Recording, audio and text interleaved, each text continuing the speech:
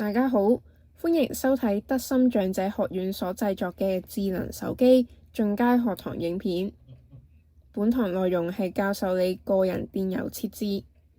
電郵係一種類似短信嘅通訊方式，就好似只要有收件者嘅手機號碼就可以傳遞短信。只要知道對方嘅電郵，你都可以向對方傳送電郵。雖然電郵需要連接網絡先可以傳送，但電郵可以發送比短信更長嘅訊息，亦都可以包含更大嘅附件。現時市面上有唔同嘅服務供應商提供電郵，可以滿足唔同用家嘅需要。常見嘅公共電郵，例如 Gmail、Outlook 等，都提供免費電郵服務，而且操作簡單，非常適合個人使用。稍後會為大家示範如何建立 Gmail 賬戶。至於 Soho Mail、ProtonMail 呢類平台，除咗提供免費公共電郵賬戶，亦都提供進階保安功能，較適合商業用途。而另一類服務供應商亦提供地區性郵箱服務，以網易163郵箱由網易供應，同 Yahoo 奇摩信箱由 Yahoo 提供作為例子。郵箱具備繁體或簡體中文界面，操作方式更加貼近當地用戶習慣。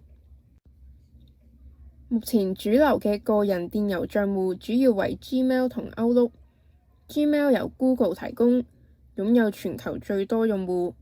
每個電郵可以免費擁有15GB嘅儲存空間，可以使用各種 Google 雲端工具，例如 Google 文件、Google 簡報等。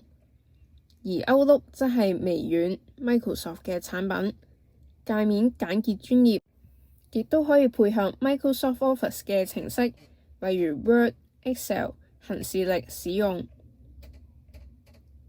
而家我哋會示範如何建立 Gmail 免費電郵信箱。首先喺你嘅手機瀏覽 Google 網站 www.google.com， 之後點擊網站右上方嘅登入按鍵，選擇建立帳戶。若果係日常使用，可以選取個人用途作為建立郵件嘅用途。輸入你嘅姓氏同名字，按下一步。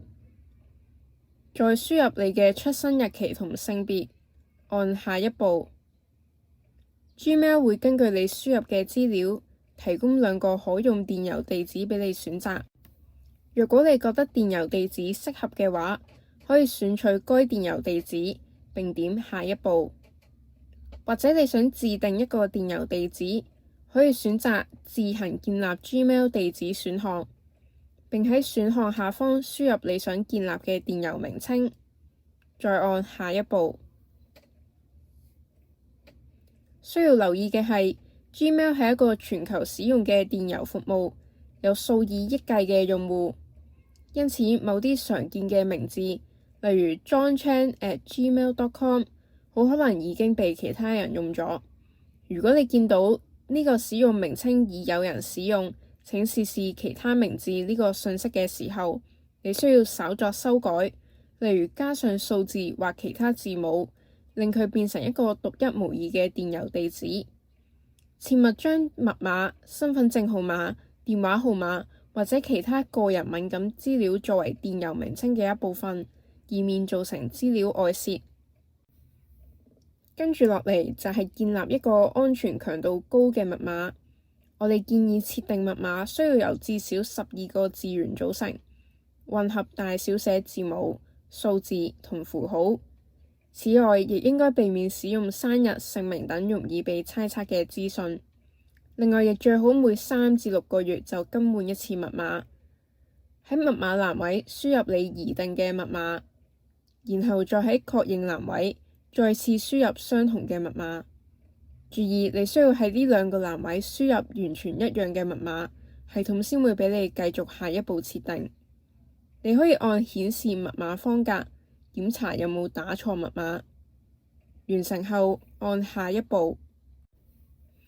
接住你可以選擇是否需要新增一個後備電子郵件地址。如果你日後唔記得咗電郵密碼而冇辦法登入， Google 可以向你提供嘅後備電子郵件發送密碼重設連結，最後按下一步並完成電郵建立。如果想撰寫電郵，需要先開啟 Gmail 網站或者開啟 Gmail 應用程式，點擊撰寫或者加號按鈕，開始撰寫新電郵。喺收件者欄位輸入一個或者多個電郵作為收件者。除咗要輸入要傳遞嘅信息，亦都記得為電郵寫上主旨。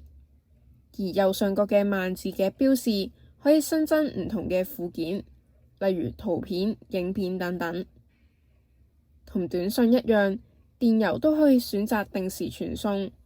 喺撰寫電郵之後，按右上角嘅3點符號，然後選擇排定傳送時間，再選擇需要嘅傳送時間。Gmail 入面設有唔同嘅電郵分類，方便用戶尋找電郵。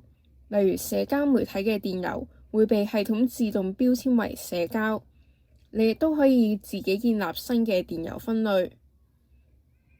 喺最上方嘅搜尋欄可以按唔同欄目搜尋電郵，例如按分類、按收件者，輸入關鍵字都可以搜尋到相關電郵。以下係關於電郵嘅基礎安全設定嘅小貼士，可以啟用2步驗證。登入時除咗輸入密碼，需要另一個驗證方式，因此又叫雙重驗證。你可以透過手機接收短信、SMS 或者語音電話，又或者係使用 Google 認證器、流動應用程式等方式獲得驗證碼。喺登入嘅時候，除咗輸入密碼，你同時需要輸入驗證碼。啟用2步驗證可以增強你嘅賬戶安全，即使密碼外泄，對方仍然需要第2重驗證先可以登入，減低風險。另外，建議你為你嘅電郵賬戶設定一個至少12個字元嘅高強度密碼，並混合大小寫字母、數字同符號，避免使用生日、姓名等容易被猜測嘅資訊。每3至6個月更換一次密碼。請謹慎處理可疑嘅電郵，避免點擊來源不明嘅連結同埋開啟附件，並對要求提供個人資料或者密碼嘅電郵保持警惕。以下我哋會介紹一啲電郵常見嘅問題。如果冇辦法登入，可能因為密碼錯誤或者賬戶被鎖定，可以使用忘記密碼功能重設密碼，檢查密碼嘅大小寫係咪有誤。如果收唔到其他人俾你嘅電郵，可能係電郵被過濾或者空間不足，可以先檢查垃圾桶郵件或者清理舊郵件釋放空間。另外，如果冇辦法發送郵件，請先確認網絡連線係正常，再仔細核對收件人電郵地址。如果有同步問題，即係喺唔同裝置上冇辦法同時顯示接收或者傳送咗一樣嘅電郵，你可以更新應用程式，重新啟動賬戶，以嘗試將電郵同步。今日嘅課堂在此完結，下堂再見，多謝大家。本教材由德心長者學院提供內容及製作。